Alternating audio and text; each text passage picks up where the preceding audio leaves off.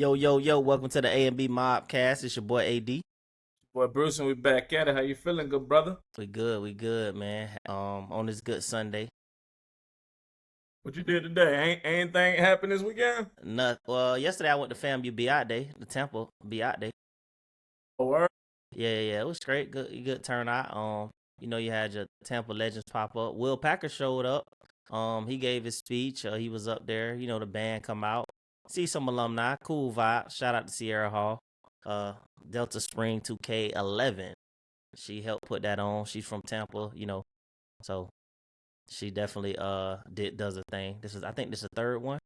So pretty good. Every city seems like they about to have a be out there because It's getting bigger and bigger because Miami have one. I know Tampa had one. I know Jacksonville had one, and then I know Atlanta the biggest one. I might have to go to Atlanta this year. so I think Houston LA is had one. Houston got one. Houston is hosting its first one this year, Juneteenth weekend actually. Wow. So yeah, this is apparently the first one they've. I mean, that kind of speaks to alumni base, honestly. I Yeah. mean, it sounds like FAMU alumni base is like just about everywhere, and obviously alumni are keeping the torch going by really just bringing homecoming to that city because that's all it is. Be Yeah. out there is just kind of like a homecoming gathering, just really expressing school pride. So shout out to the FAMU alumni, man. For But yeah, sure. they For sure. having the first one Juneteenth weekend, so I'm gonna check it out. Okay. Yeah. That's what's up. But yeah, man, besides that, dog, I be just needing a day to reset. And then gotta start all over tomorrow, bro. You know how property management is. You sound so sad when you said that. Bruh. Bruh. I gotta start all over tomorrow. It'll drain you, bro. You know how it is. Yeah, they said weekends take too long to come, and they come too quick. Pause. Is Nah. it sad? Yeah. Exactly But how I be feeling. it is what it is, man. Did you watch the Game 7 finals? Not finals, but Yeah, Western bruh. Conference finals. Yeah, it was a good game. What's I your think thoughts about the game? this is one of the best series. It was a good game. It was still kind of close for J Dub to still be out, but shout out to the Spurs. Shout out to Bruce, and you finally got one right. So I know you couldn't wait to talk about this, but yeah, I mean, yeah, they did what they had to do, bro. And you could tell like Wemby them wanted, on them young players, Yeah. Harper and Jit from UConn, like them boys be hooping, bro. Them boys came to play. Yeah. Yeah, them boys came to play, man. First of all, Spurs, they got a bright future in front of them, man. Yeah, long It's as what's the key thing? Long as you stay healthy. As long as you As stay we said healthy, that as in long the- as they keep that team together, man, I could really see Spurs being like that next dynasty like we saw Golden State, man. Same thing with OKC. Both of them got like a tremendous young team in front of them, bro. Yeah. It's like you hear auto commentating during the game, and they say what the average age on the Spurs is like 25 years old. Yeah. With Devin Vassell being the oldest, and you know what's crazy? Devin Vassell, who went to Florida State, he used to live at Onyx when I used to manage Onyx. Oh, for real? Yeah, I would see him every day at Onyx, which is so interesting. And I actually DM'd him after the game. Obviously, he ain't DM me back. I'm gonna say, man, buddy don't know you, man. Yeah, I don't know him. Like, I was never like I a know, I'm just messing with groupie. you. Like these guys was just FSU basketball players, and we just happened to house them. But he was always such a humble dude when he was like living at our apartment complex. Yeah. He had some very grounded parents too. Like he wasn't one of the ball players that Yeah, one straight. was getting in trouble or essentially had shorties running through like the building and stuff like that. Whereas like some of those ball players were like that. Wow. You feel me? But he wasn't like that. The GAs weren't on his ass. He was very humble dude, real chill dude, man. So shout out to Devin Vassell, man, getting the opportunity to show up in the finals for the first time, man. But yeah, it's interesting to kind of hear those announcers talk about how the average age is like 25 years old, man. Both teams got a very bright future in front of them, bro. Yeah. Yeah. I just think had everybody been healthy, I think it would have been, it would have been. I mean, because it was a close game even without OKC's second best player. So, but they've been playing without him, so they got here without him most of the playoff run. So can't really fault that. But They just didn't have enough to get over the hump. Every time I see McCain though, Jared McCain in the game though, I be trying to figure out how Philly got rid of him, bro. Yeah. Like he be hooping, bro. Like he be hooping, bro. What's crazy is he had a short stint in Philly too, man. That's what I'm saying. I know he was just he was a first round draft pick. I know he was coming off an injury. I mean, Philly also got some dogs, man. Sometimes you have to actually strike while the grease is hot, weak, man. Paul George failed them, bro. But forget how weak he is. You got to understand how much money they done guaranteed him. You see what I'm saying? So certain people you can't just get rid of. Right? Nah, I'm with you. So Jared McCain is a solid guard, right? But when you got VJ Hedgecomb, when you have Tyrese Maxey, when you have he nice, Paul George, like. You got 3 solid guards, right? So when you talk about like chemistry, having like a rotation that's in place amongst those 3 solid guards, it's like how you gonna squeeze in somebody who just got to the team? So I get it, but at the same time, I'm with you. What you mean? Vegcombe, he came after. McCain was the 16th pick in the 2024 draft. Vegcombe was last year, right? Yeah, but I mean, they had to make a decision. Like I said, but McCain was hurt. You see what I'm saying? So it's just like I'm with you. When you have players stepping up during an injury, people lose their jobs like that for sure. Easily. For sure. You see what I'm saying? We see it all the time. We Draymond, wouldn't know. David Lee and certain people step into the role. Across all sports, man. Joe Flacco lost his job. You got to keep in mind, Flacco was coming off a Super Bowl not too long before Lamar Jackson, Ben Roethlisberger came in and turned into a, you know what I'm saying? You see what I'm saying? The most notable one, Tom Brady for Drew Bledsoe. People lose their job coming off an injury, bro. Yeah, I'm with you. So that's kind of what it was, man. But yeah, I'm with you, man. He a baller. He stepped in and gave him good minutes, man. But you could tell they missed the presence of J-Dub during that Game 7. Yeah. So predictions for the finals. It's gonna be a game of matchups, man. I think know what Wemby, it is now. Wemby's just too much. Wemby is too much, bro. He's just too much, and he got to stay healthy. New York has 3 solid big men, right? They got Cat. They got the dude who just broke his finger. I don't know how he broke his finger because he ain't break his finger in one of the 4 games. But apparently there's some stuff that's been going around. He got a broken finger or something like that. So they got him and they got somebody else whose name is slipping me right now. But from a matchup perspective, man, we saw like Cornette. You see what I'm saying? Number 7 for the Spurs. He kind of stepped up, made a big play down the stretch on Hartenstein. And obviously we know that they got some other dudes on that bench that can still kind of give them some good minutes because they got Mason Plumlee and they also got what's the African dude name? I forget his name, but he came in with throwing them hard fouls. I think from a matchup perspective, they are deeper. They are a more evenly matched team with them too because you got to keep in mind Spurs play with 3 guards. 3 guards is pretty much what their lineup. They got a pretty small lineup outside of Wemby. You see what I'm saying? And that's kind of how New York played too. Kind of 3-4 guards and Cat. So I mean, I ain't gonna lie. I had whoever coming out of the West was gonna win regardless, right? But sometimes it's just a team's year. You know, the Knicks. This was their 3rd conference finals. They finally got over the hump. You know, they guard play. They come from a winning culture in Villanova. A couple of them boys won 2 national championships. We talked about that last part. Like, let alone a lot of people don't win a national championship in college, a NBA championship. They won 2. He won, you know what I'm saying? Jalen Brunson won freshman year, junior year. Like, they come from a winning culture. So it's like, I wonder how it's gonna pan out. But I just don't see what they can do with Wemby, bro. Unless they physical with him. You do notice when they physical with Wemby, the more he hit that flow, the more frustrated he is. He get in foul trouble. Bro. If he get in foul trouble early, they in trouble.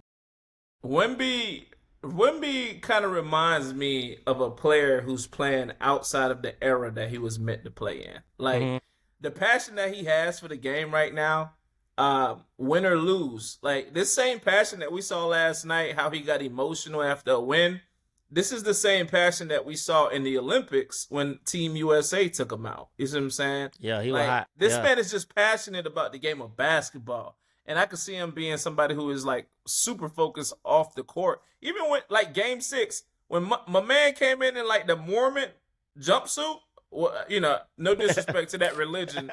I don't know what the proper term for that suit is. But when he came in on that shit with a haircut, I'm like, yeah, these dudes ain't winning this game 6. I knew OKC wasn't gonna take game 6 when they had him walking through the tunnel and that shit. But it's like, the plus minus and stuff when he's out, bro, it's scary. Like if he can't get if he gotta play all 40 minutes, bro, it's scary. Yeah. Who got the better bench?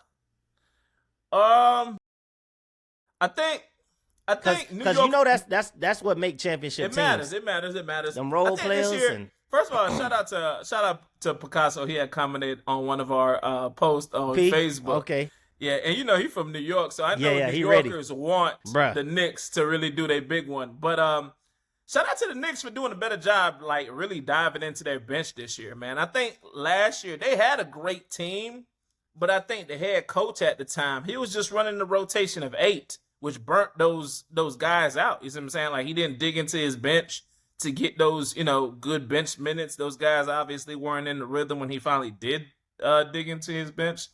So, I mean, we're seeing like Mike Brown do a better job at like getting everybody involved, which is allowing, people to actually get in rhythm and stay in rhythm, bro. Knicks are just playing good team basketball. Yeah. So a better bench, I would say Knicks got a better bench right now. Better overall team. I still have to say Spurs. So you got Jalen Brunson, Josh Hart, Mikal Bridges, OG, and Carl and Cat that start. Then the second team is Miles McBride, Landry, Shamet. He had a good game the other day. Shamet been balling. Jordan Clarkson, and then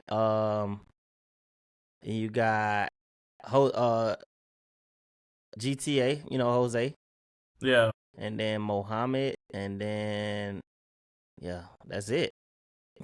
New York got the better bench for sure. They have a deeper bench. Jared, Jeremy, Tyler Koelik, and then it ain't really too much.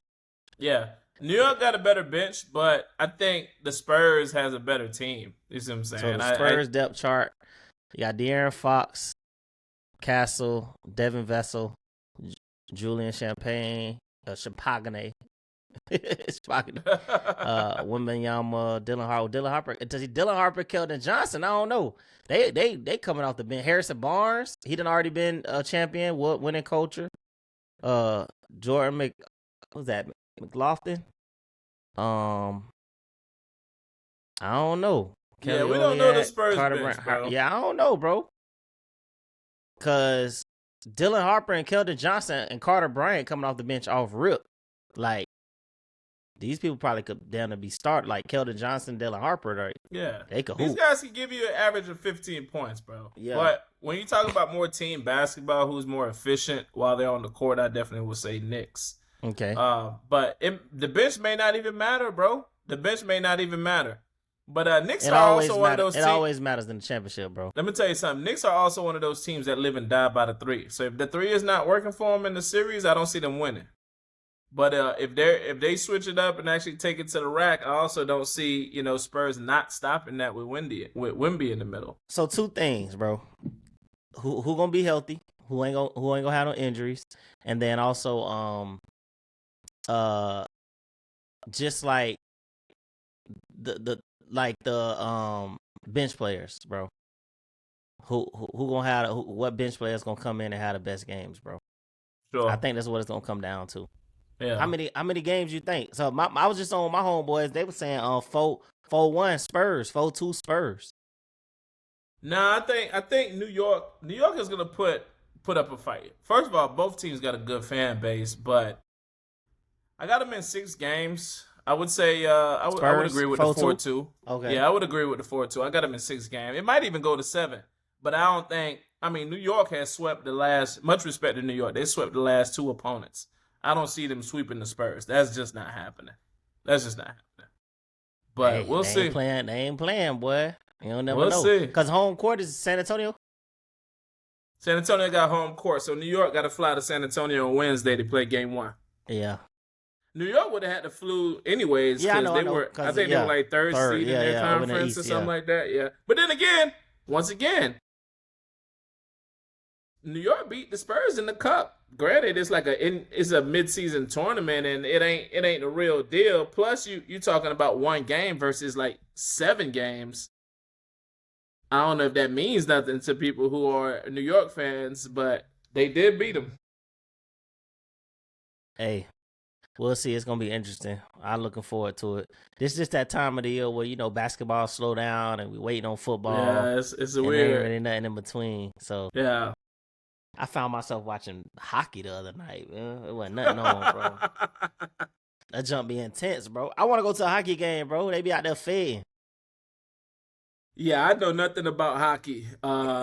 Nothing about it also impresses me.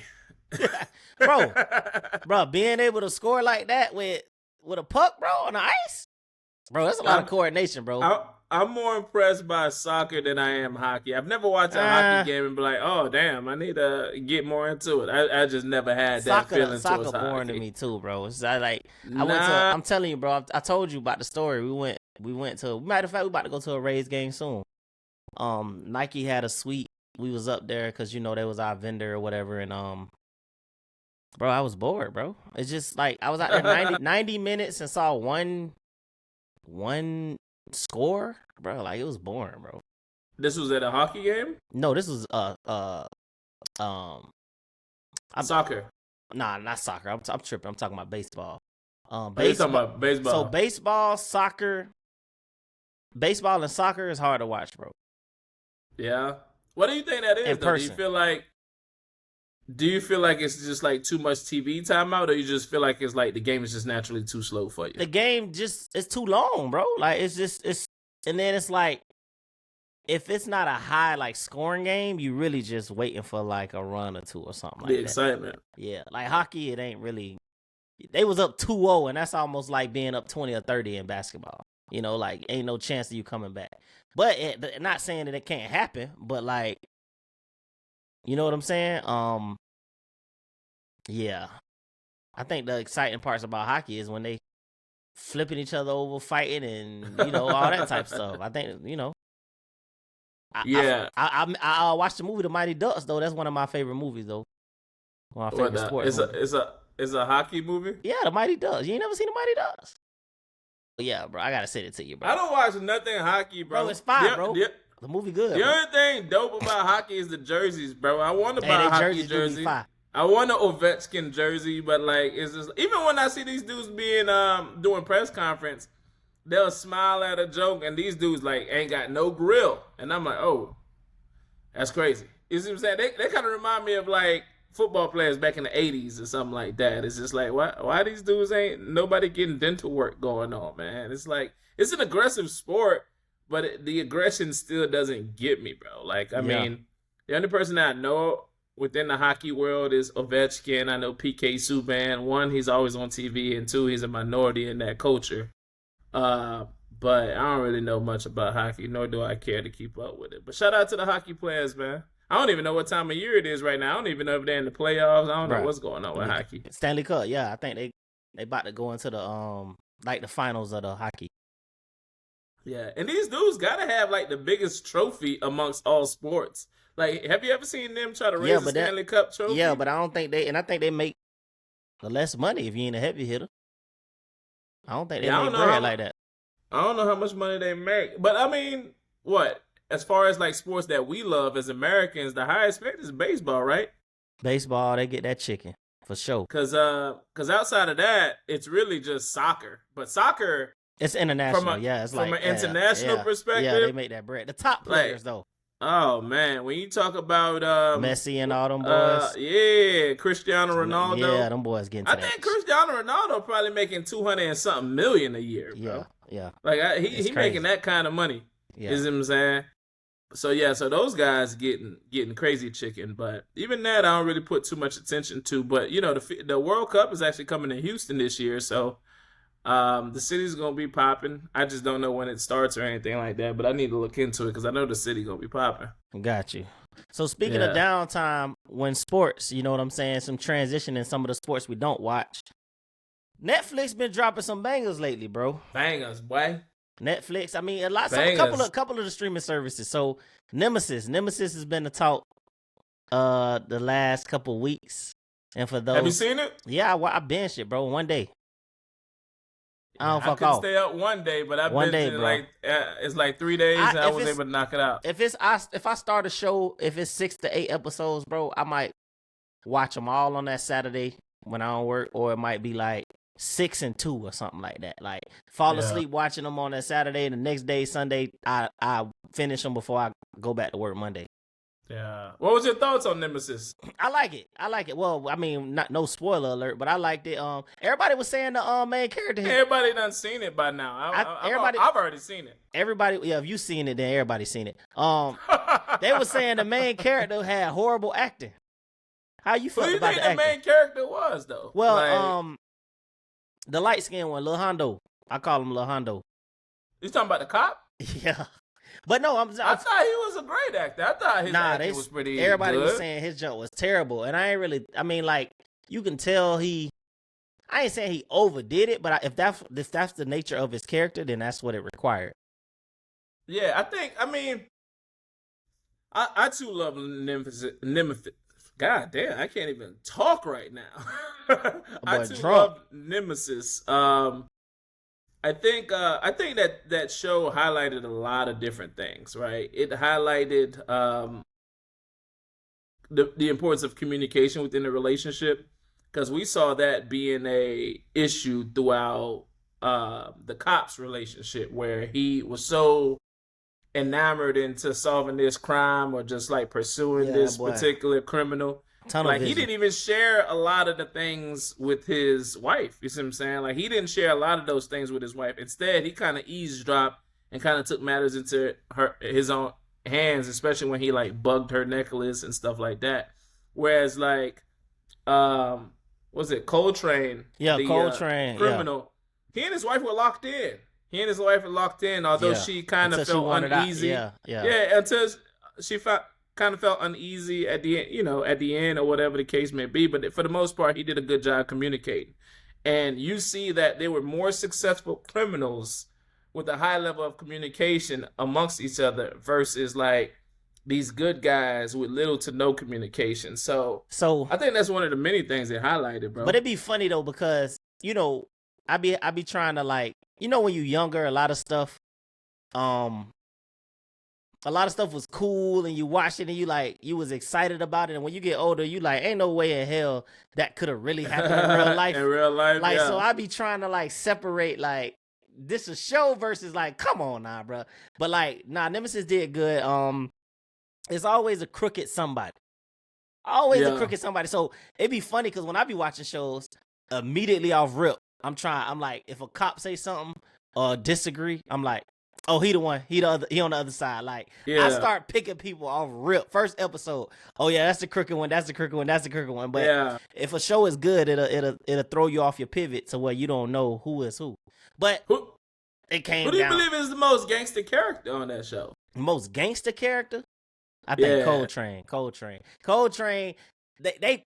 This nigga, they knew he was robbing, and he said, all right, y'all gonna have to come just, like, nigga, we finna set something up again. Like, we finna do it again. Like, bro, you gotta come catch me. Like, and then you see at the end, he end up, like, you had your kid's hand in his hand, and you let him go. I know it's gonna be a season 2, so it's like. Yeah, absolutely. Yeah. But Coltrane was gangster. Yeah, he was on that. But the dumbest was Dion.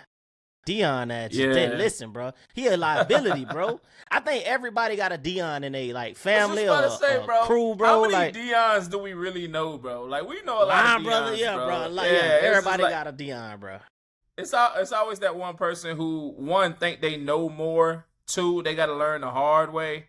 3, they just selfish, essentially at its core. Yeah, that's what it is. It's not. I'm like, the kind of money these dudes was touching based on like the robberies they was pulling off. What the money was, bro? You blowing it. Obviously he had a gambling problem. Yeah. And I think that was the majority of his issue. Yeah, he had 2 families or multiple women. However, they kind of framed that. But the biggest issue is his gambling problem, bro. And but yeah, this.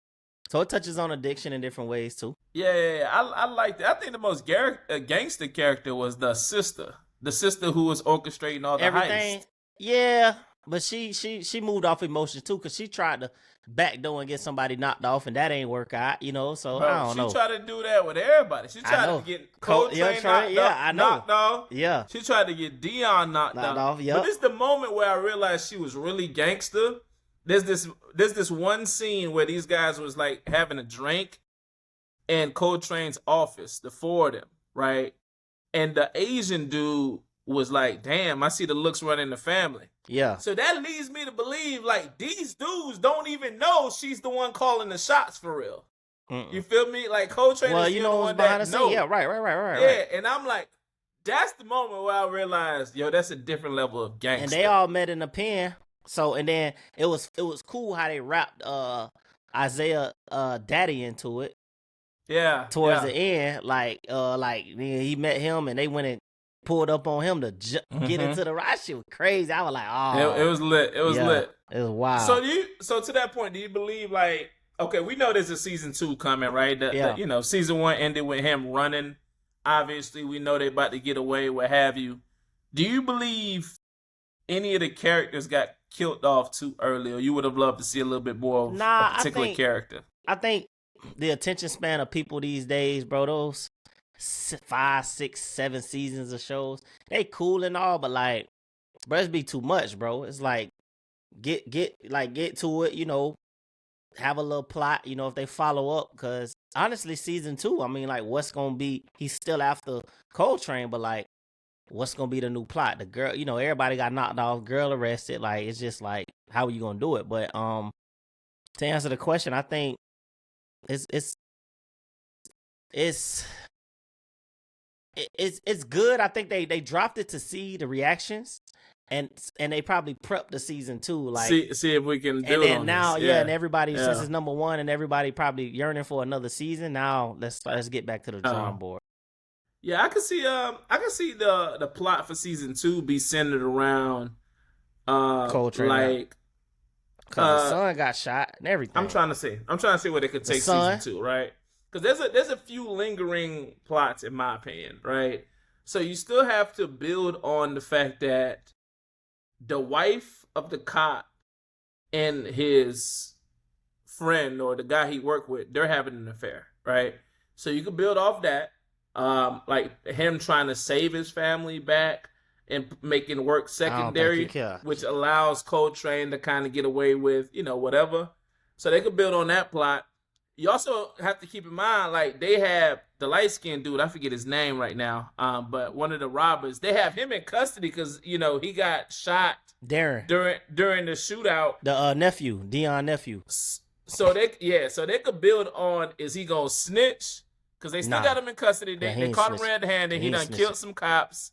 They gonna is he gonna break? What he got to snitch on? They got Coltrane. Isaiah saw Coltrane. But that's what I'm saying though. It's just like know his whereabouts. Yeah, he ain't gonna break. Yeah, he ain't gonna break. We need you to bring him in, type of thing. You see what I'm saying? So they could build on that, or they could build on just like trying to like weed out the good cops, bad cops, because there's a lot of infiltrating that was going on within the police system, right? That's a few different like plots you said. That they could build on.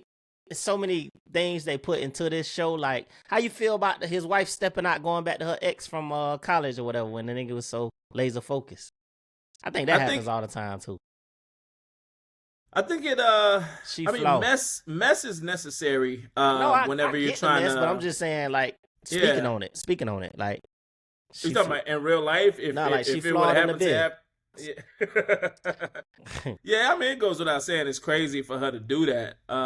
But I think that drives in a different level of audience who don't really care for like the violence or that, that gangster life and stuff that. You see what I'm saying? Because some people they all about mess, right? So you have some people who will just like we just binge watch. That was trying to make us a power, show, right? That was trying to make us a power. Just like we just binge watch this show, you have some people who just binge watch Housewives or something like that, right? Yeah, you're right. But that's another level of messy, but yeah. You see what I'm saying? So it's just like some people just mess, right? They just like a messy storyline. So I think it brings that audience in. So yeah, I look at it as it's good for TV. If it were to happen in real life, obviously she's a messed up person, but it's definitely good for TV. I binged another show yesterday. It's called MIA on Peacock. I ain't never heard that. It's good. 9 episodes. It's about a young girl that accidentally get her family, you know what I'm saying, knocked off, and then she was revenging all the people that killed them, one by one. But she was killing them on some like Home Alone shit? One by one. Did you hear me? One by one. But it's crazy because Yeah, cause I ain't gonna say too much, but yeah, watch it. It's cool. It's 9 episodes, bro. Yeah, You know when a show good, you ain't realizing how much they like 50, 49, 50 minutes a piece. And like, yeah. you know And when you the show just good, locked it's in. going off, and it's like, bro, that episode was quick. You gotta watch another one. Yeah, That's how it yeah. was. And my issue is like when I'm sitting down, especially when I'm watching something on my couch, I doze off, but I'll wake up not far down the line, so I just have to rewatch that episode so I don't miss any Yeah, key and details. that's You the see what I'm saying? thing Because too, details matter. for sure. And then I hate like watching a really good show and then like it don't end, so another season coming. But they might like Nemesis too. They might drop that in 27, 2028, bro. We gonna have to Yeah, rewatch the first one again. I've been yeah. forgot some details. You know what I'm saying? It's kind of like Power. Power when I Power started first late. came I out. started late, Yeah, and I watched three seasons in like 2 days, 3 days, bro. I binged it on the spring break at fam. yeah. Power was great, and Courtney Kemp is who they say produced Nemesis too, which I can see that. It's kind of like the same storyline on something like dudes in the streets doing street things. One dude trying to come clean, and there's one voice in his ear saying, "Yo, one more. Let's keep it pushing. We're getting away with it. It's bringing us money." And there's another voice. I'm like, man, let's clean it up. Let's try to live right. You see what I'm saying? So it's like the same concept as Power. So I can see it. I can see it's the same How you feel storyline. about Isaiah keeping his son away from his dad because of who his dad was? That's a good question, I'm a bro. little indifferent about it because sometimes you keeping your child away from some things may make them more curious, and as you can see, the son wanted to spend time with his granddad, and the granddad over there filling his head up with so much different stuff. Yeah, God, he's smoking weed. He trying to tote pistols and stuff, not around the wrong crowd. And the dad knew that his granddaddy was like that, but like, but also you don't want to hide him from what he should know not to be. So I'm a little yeah, indifferent. yeah. I think it ties into the whole conversation of parenting, bro. It's like gentle parenting, so on and so forth. I actually heard Mike Tomlin allude to this in an interview with the Pivot, and he talked about. He said the sad part is like, I've granted my kids a life that is nothing like the life that I had to live. But that's also the sad part, is that my kids wouldn't know how to deal with adversity because they'd never lived the life that I had to live, right? So it kind of made me think about that when you asked me. I see why he's doing it. I see why he did it. I see why he kept his son away from his grandfather, because at the end of the day, like, he was doing everything he could to keep his grandfather out the streets. You got to keep in mind, he was paying his grandfather's bills, so you don't have to go out and make dirty Everything, bro. money. You see what I'm saying? Um, so he had to know that his grandfather was just that big of a gangster. So I see why you keep that away from somebody, especially when it had already cost him his brother slash his son. But the other aspect is, bro, that's what builds grit in adversity, bro. People seeing things for what they are, instead of being blinded by it. Because it makes you naturally more curious if you're seeing it for the first time without supervision, especially supervision from people who truly love you. Think about college, for example, right? You go off to college and stuff like that, like in the household that we grew up in, especially a Caribbean household, drinking is not something that we didn't do. Like, we drunk queer mouse, we drunk things with like liquor and alcohol, like not consistently. Before But you went to college, you was already drinking? I wouldn't say we were drinkers, but we drinking, tasted alcohol for under sure. under the supervision of my parents. Yeah, we used to do wine coolers and stuff. stuff. Given the culture that we live in, given that Caribbean culture that we grew up in, right? So when I got to college, like, alcohol didn't excite me. You feel me? Like, it just didn't excite me. It really didn't. You feel me? Whereas a lot of people, they was just acting a fool off that alcohol. But I had an early level of exposure to it, and like, I was able to do it under the supervision of my parents, and it was like, it just didn't excite me when I had freedom to do it without the supervision of my parents. I get what you're saying. I knew he wasn't like that when he folded in that closet, bro.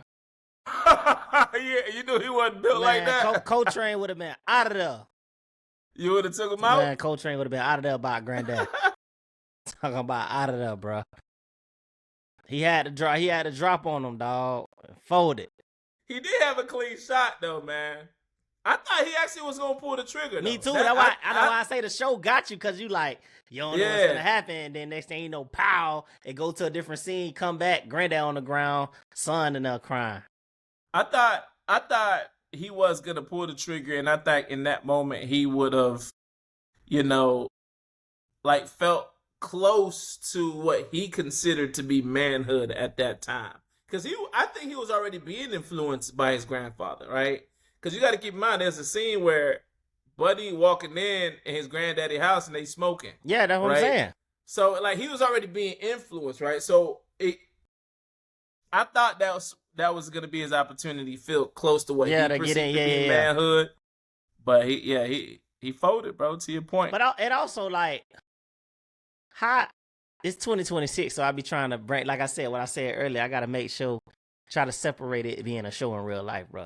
With all the technology and everybody house got cameras and this and that, it's like, bro, how are they steady breaking into each other's house and office? And I'm like, bro.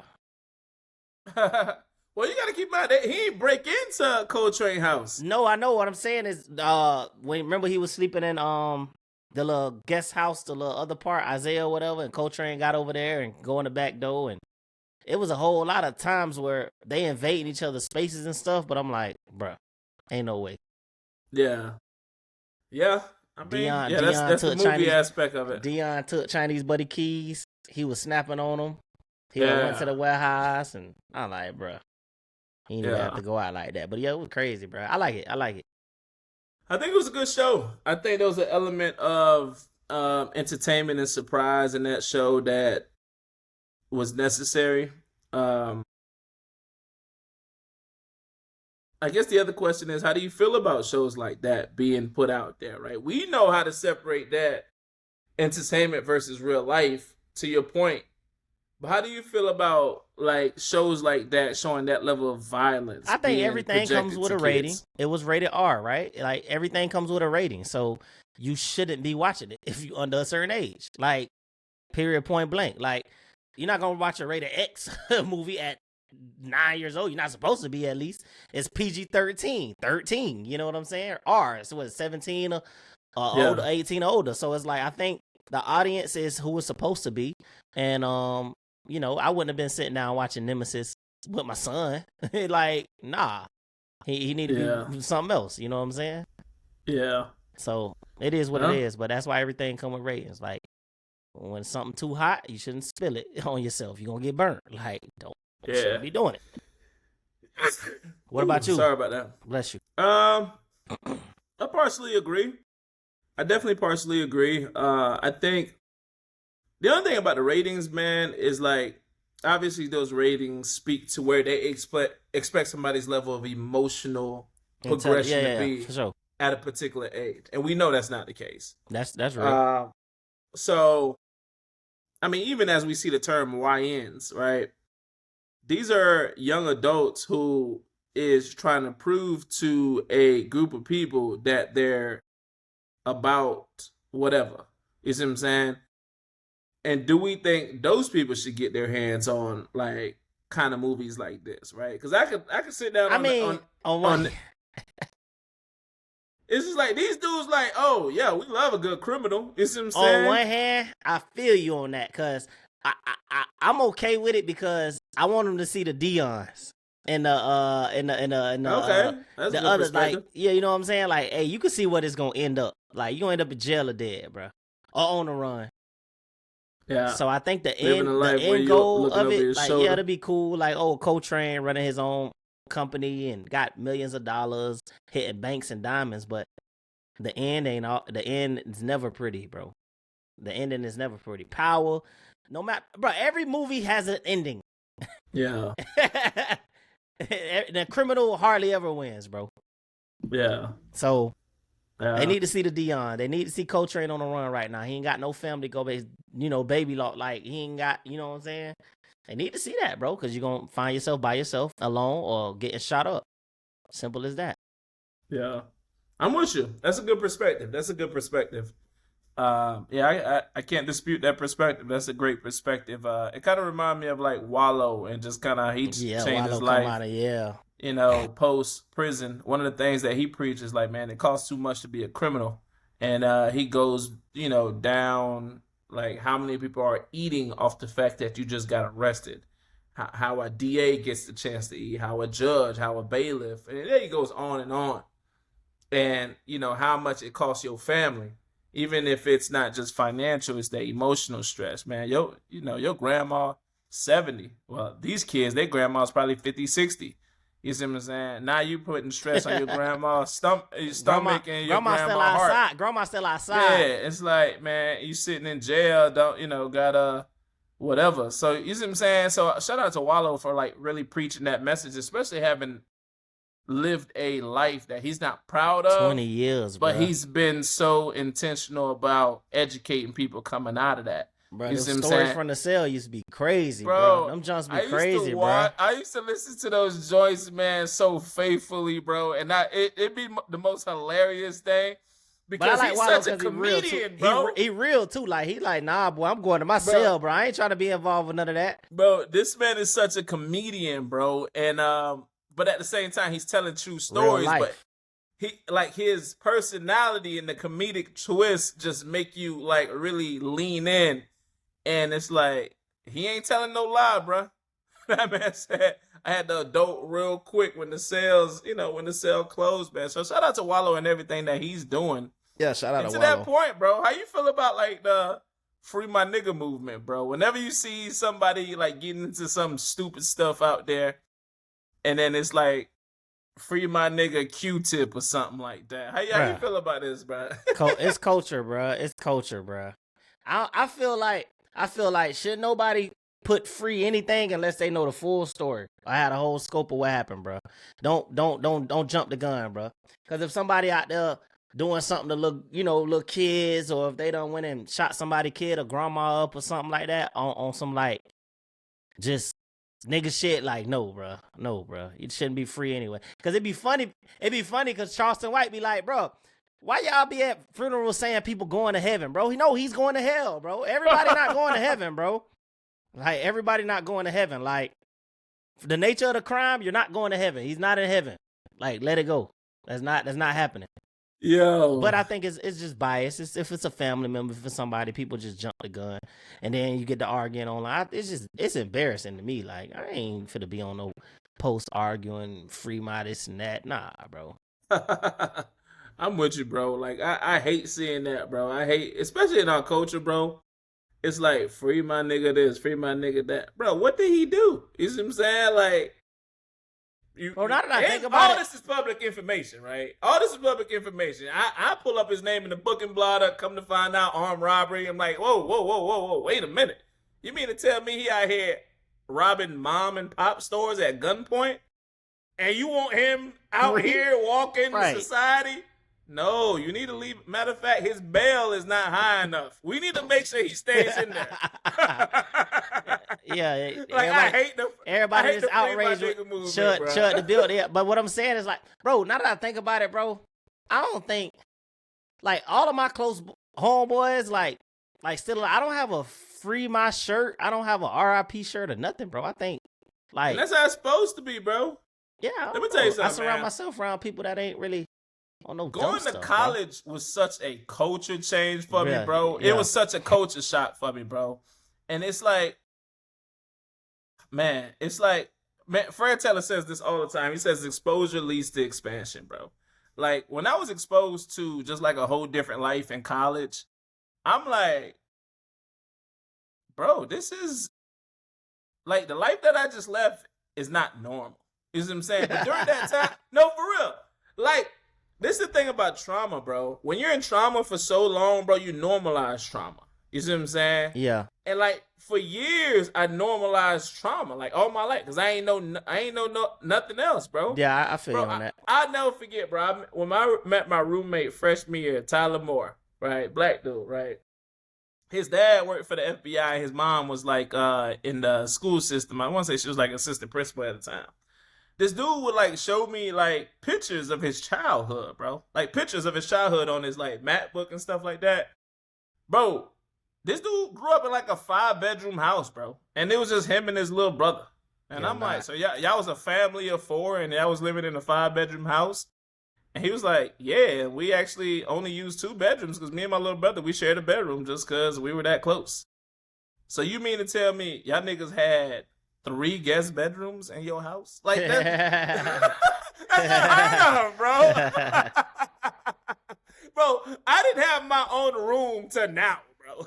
Yeah. First time in my whole life I've ever had my own space. You feel me? For sure. And it's crazy because like you normalize that, right? Where you just like, you know, like community living, which I mean, at seasons it calls for it, right? But at the same time, it's like that's not normal, bro. Like the life that we live, we ought to work hard enough to be thriving, right? Not just surviving. You see what I'm saying? You so used to surviving, like you just think it's normal. It's not normal, bro. You see what I'm saying? So I don't know, man. That's I what I'm needed that saying. exposure. It's like when you numb to certain stuff, it's like while like they talk about it all the time. Like when you talk to therapists, it really opens you up, and you be like, wait, that's not normal to know that. Yeah. Like, how many killers do you know? Like that's not normal for people to be out and just oh, he got a pill, like it's not normal. Like, but Yeah. sometimes you become numb to your environment, bro. You know what I'm saying? Your product. You know what I'm saying? But that don't mean you gotta live that same way. But some stuff you see, you exposed to, it just make you approach the world differently, and you kind of know how to move.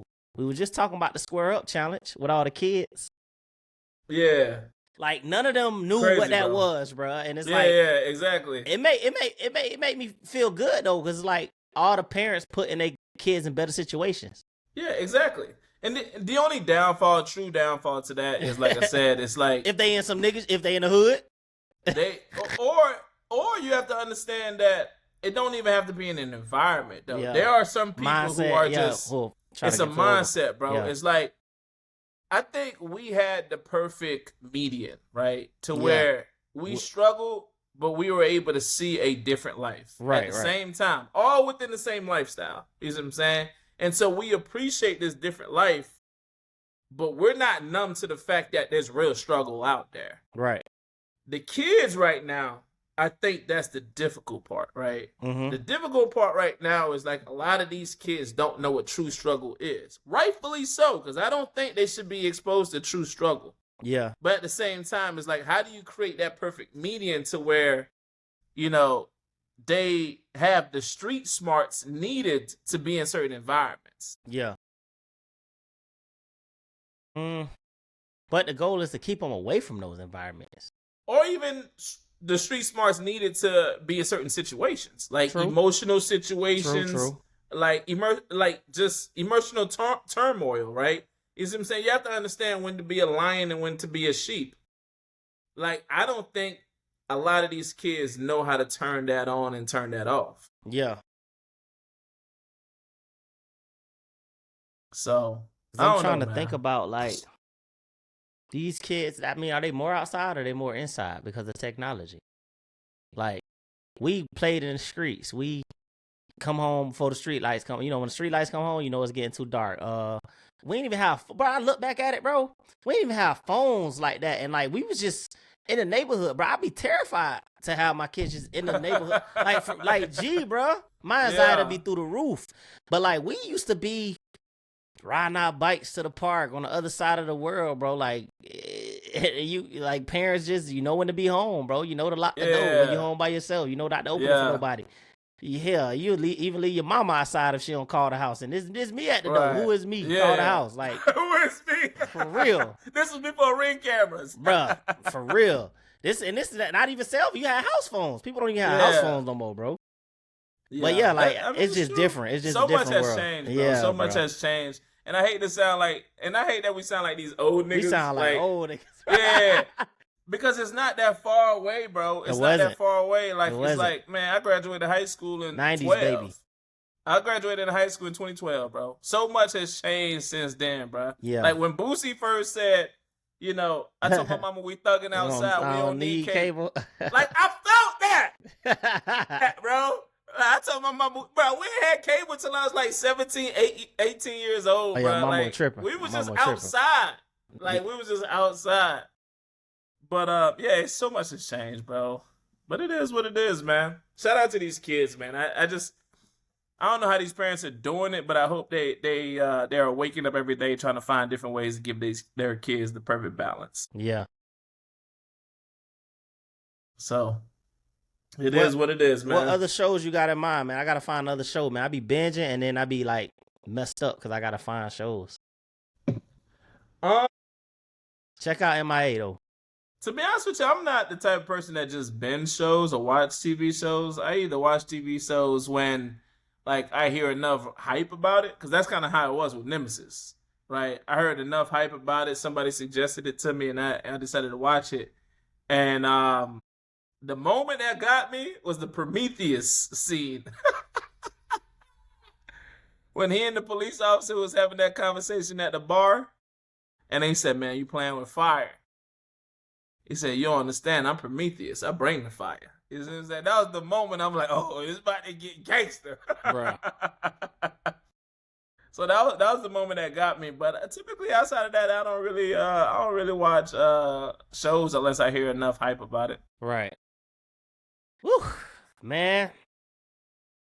It's gonna be interesting. So I'm ready for the season to start. And I mean this finals to start. And in between, I'm gonna watch some shows into college football, baby. Yeah. That should be here before we know it, man. Because football starts what, August? Technically? Yeah. School starts. That's when college usually kicks off before the NFL. Yeah. So August. So we got what, 2 more months?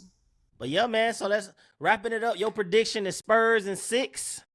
I got Spurs in 6. I just think the West is too tough right now, despite the fact that Spurs just came off 7.